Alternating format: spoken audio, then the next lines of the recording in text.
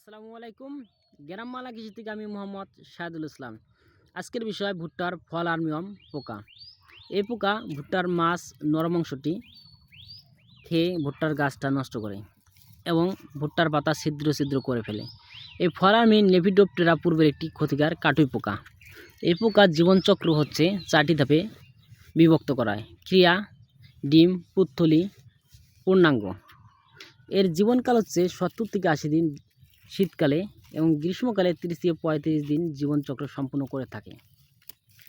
এই পোকাটি শুধু ভুট্টার গাছ নয়, এমনকি ভুট্টার যে ভিতর অংশটা আছে ভুট্টার ফল নষ্ট করে ফেলে। দমন ব্যবস্থা হচ্ছে আপনারা যে কোনো কীটনাশক এই 50 WG এমোটিক বেনজোয়েট 10%, লুফিরিন 40% এই গ্রুপের স্প্রে করবেন। 25 গ্রাম হারে 10 লিটার পানিতে সন্ধ্যার সময় ভালোভাবে স্প্রে করতে হবে। এটার সাথে 55 ইসিড যে কোনো কোম্পানির বালাইনাশক, ক্লোরপাইরিফস, সাইপারমেথ্রিক এই গ্রুপের বালাইনাশক সাথে সন্ধ্যার সময় ভালো করে স্প্রে করে দিতে হবে। 20 মিলি হারে 10 লিটার পানিতে একসাথে ভালো করে স্প্রে করে দিবেন।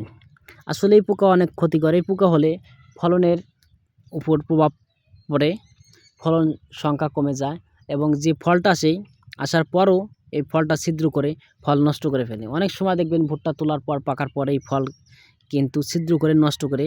এটার ভিতরের অংশ শুধু মাছটা এরা খেয়ে নষ্ট করে না, এটার ফলটাও নষ্ট করে। ভিডিওটি ভালো লাগলে শেয়ার কমেন্ট করে পাশে থাকবেন। ধন্যবাদ সবাইকে।